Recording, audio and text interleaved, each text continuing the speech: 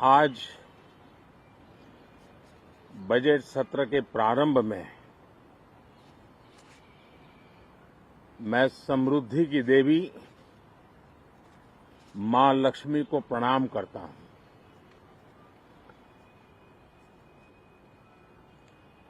और ऐसे अवसर पर सदियों से हमारे यहां मां लक्ष्मी का पुण्य स्मरण किया जाता है।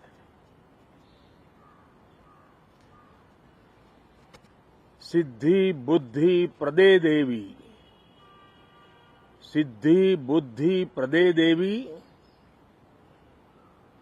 भुक्ति मुक्ति प्रदायिनी, भुक्ति मुक्ति प्रदायिनी,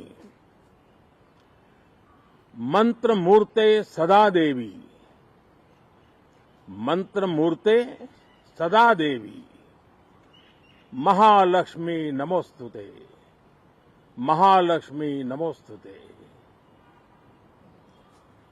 मां लक्ष्मी हमें सिद्धि और विवेक देती है, समृद्धि और कल्याण भी देती है। मैं मां लक्ष्मी से प्रार्थना करता हूं कि देश के हर गरीब एवं मध्यम वर्ग समुदाय पर मां लक्ष्मी की विशेष कृपा रहे। साथियों, हमारे गणतंत्र के 75 वर्ष पूरे हुए हैं।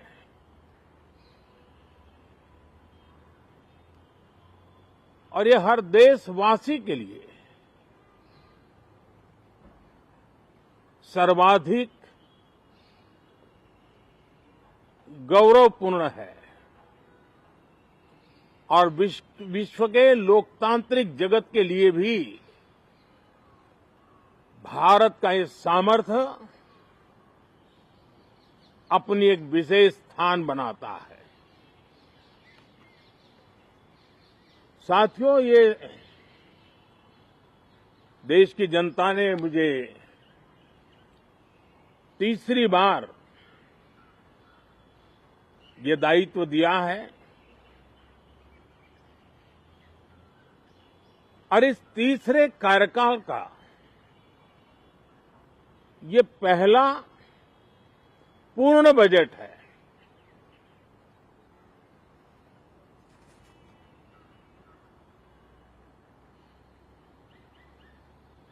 और मैं विश्वास से कह सकता हूं कि 2047 जब आजादी के 100 साल होंगे, विकसित भारत का जो संकल्प देश ने लिया है, यह बजट सत्र, ये बजट एक नया विश्वास पैदा करेगा, नई ऊर्जा देगा कि देश जब आजादी के 100 साल मनाएगा तब विकसित होकर रहेगा। 140 करोड़ देशवासी अपने सामूहिक प्रयास से इस संकल्प को परिपूर्ण करेंगे। तीसरे टर्म में हम मिशन मोड में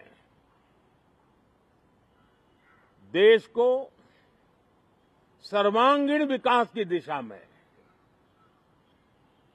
चाहे वो भौगोलिक रूप से हो, सामाजिक रूप से हो या आर्थिक भिन्न भिन्न स्तर के संदर्भ में हो, हम सर्वांगीण विकास के संकल्प को लेकर के मिशन मोड में आगे बढ़ते जा रहे हैं। इनोवेशन, इंक्लूजन और इन्वेस्टमेंट, ये लगातार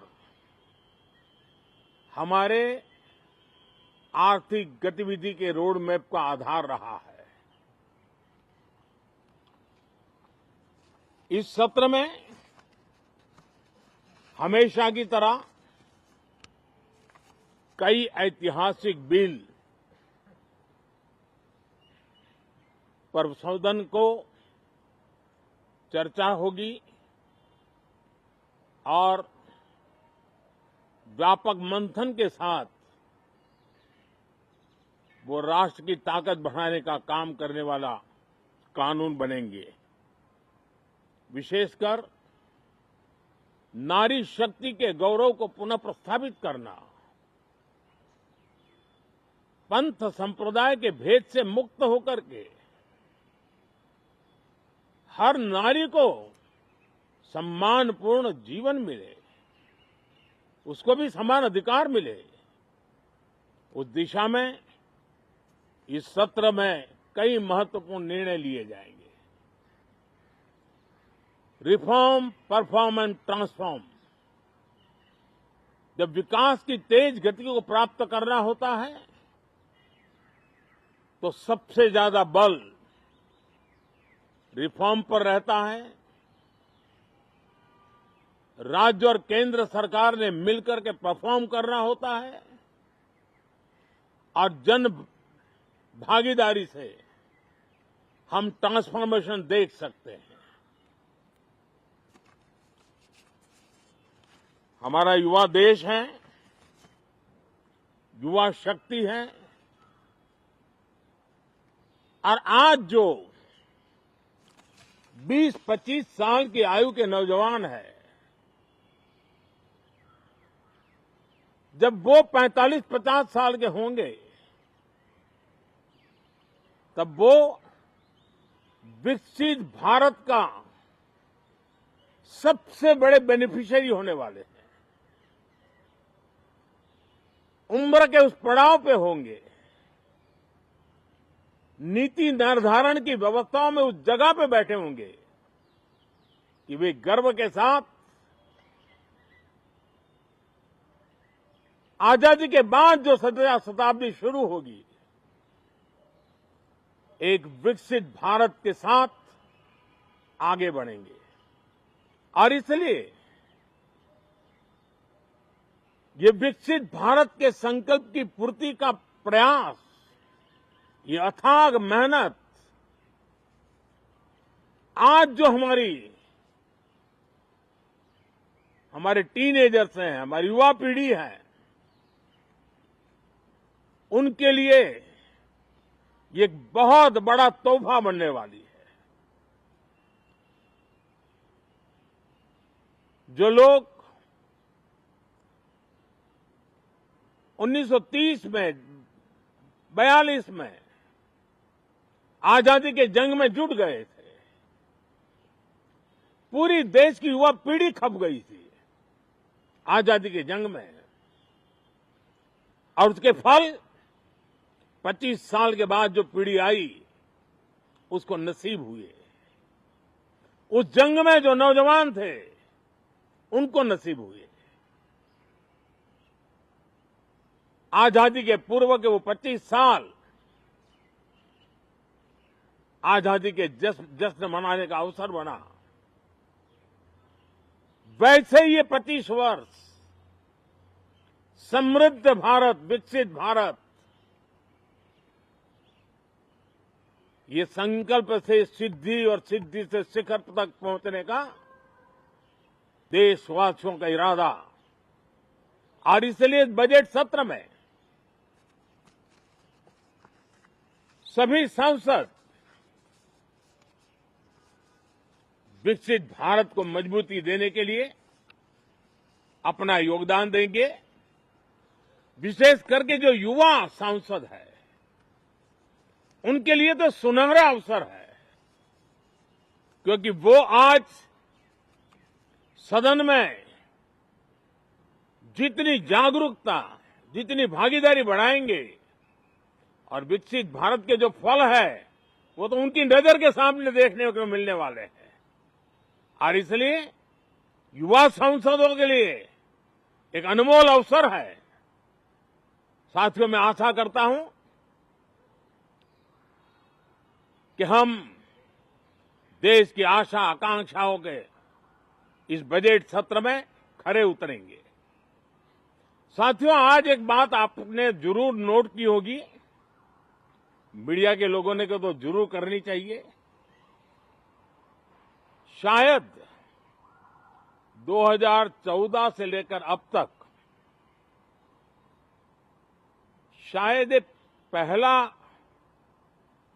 पार्लियामेंट का सत्र है कि जिसके एक दो दिन पहले कोई विदेशी चिंगारी नहीं प्रगटी है। विदेश में से आग लगाने की कोशिश रही हुई है। 10 साल से यानी 14 से देख रहा हूं, हर सत्र के पहले शरारत करने के लिए लोग तैयार बैठते थे और यहां उसको हवा देने वालों की कोई कमी नहीं है। ये पहला सत्र मैं पिछले 10 साल के बाद देख रहा हूं कि जिसमें किसी भी विदेशी कोने से कोई चिंगारी नहीं हुई। साथियों, बहुत बहुत धन्यवाद।